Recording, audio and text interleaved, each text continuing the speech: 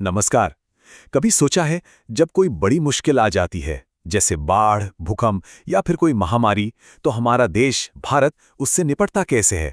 इसका जवाब एक बहुत ही जरूरी कानून में छिपा है, आपदा प्रबंधन अधिनियम। तो चलिए आज इसी की परतों को खोलते हैं और समझते हैं कि ये हमारे देश को सुरक्षित रखने के लिए कैसे काम करता है। तो सबसे बड़ा सवाल यही उठता है कि भाई, जब डिजास्टर आता है तो जिम्मेदारी आखिर है किसकी?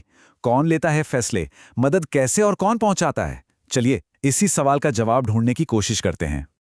अच्छा, इस पूरे टॉपिक को आसानी से समझने के लिए हमने इसे 5 हिस्सों में बांटा है।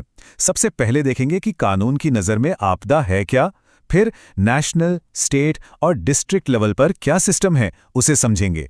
उसके बाद जानेंगे कि इस एक्ट के तहत पावर्स क्या हैं और आखिर में एक आम नागरिक के लिए इसके क्या मायने हैं।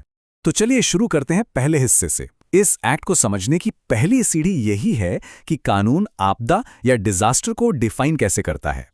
अब ये जो परिभाषा है ना, ये काफ़ी वाइड है।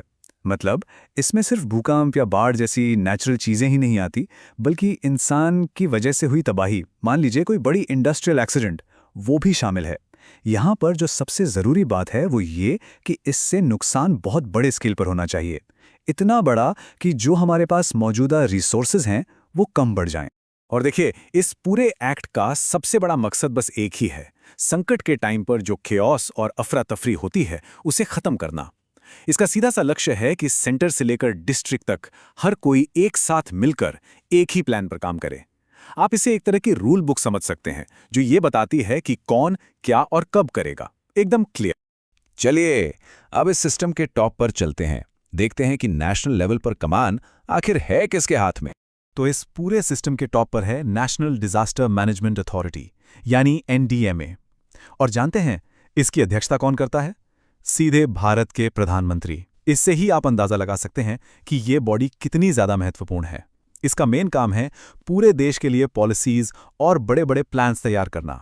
इसे समझने का ना एक बहुत ही आसान तरीका है। सोचिए, एनडीएमए जो है वो एक बहुत बड़ी कंपनी का सीईओ ऑफिस है। जैसे सीईओ अपनी कंपनी के लिए बड़ी बड़ी स्ट्रैटेजी बनाता है, ठीक वैसे ही एनडीएमए पूरे देश के लिए डिजास्टर मैनेजमेंट की स्ट्रैटेजी तय करता है। ठीक है, तो नेशनल लेवल पर तो प्लान बन गया, पर उसे जमीन पर असल में लागू कौन करेगा? भाई, इसके लिए अब हमें इस सिस्टम में थोड़ा नीचे आना पड़ेगा, स्टेट और डिस्ट्रिक्ट लेवल पर।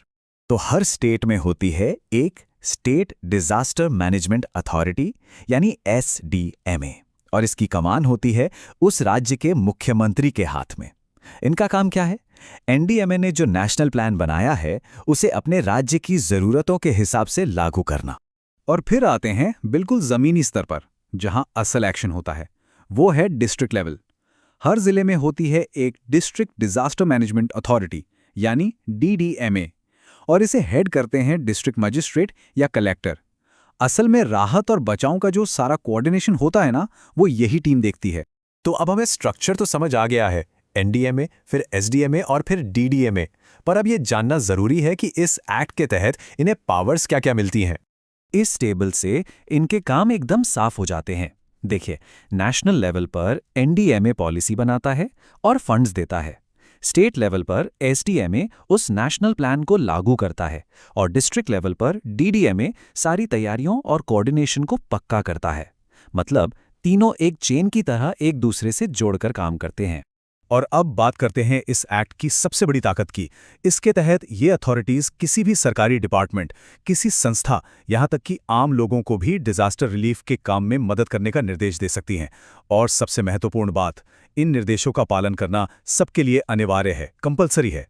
और सोचिए, अगर कोई इन निर्देशों को मानने से मना कर दे या किसी ऑफिसर के काम में रुकावट डाले, तो उसे 1 साल तक की जेल भी हो सकती है। ये नियम इसलिए इतना सख्त है ताकि रिस्पॉन्स में कोई भी रुकावट ना आए। तो ये तो हो गई कानून और उसकी सख्ती की बात। लेकिन इन सारे नियमों का, इन अथॉरिटीज़ और पावर्स का हम जैसे आम नागरिकों के लिए क्या मतलब है? आखिर ये सब हमारे लिए क्यों ज़रूरी है? देखिए, सबसे ज़रूरी बात तो ये है कि इस पूरे सिस्टम की वजह से मदद ज़्यादा इफेक्टिव तरीके से पहुंचती है। जब सबको पता होता है कि ऑर्डर कहाँ से आएगा और किसे क्या काम करना है, तो कोई कन्फ्यूजन नहीं होता। इससे राहत का काम तेजी से होता है और ज़ाहिर है ज़्यादा जानें बचाई जा सकती हैं। और हाँ, ये हमारी अपनी सुरक्षा के लिए हमारे कॉर्पोरेशन को भी जरूरी बनाता है।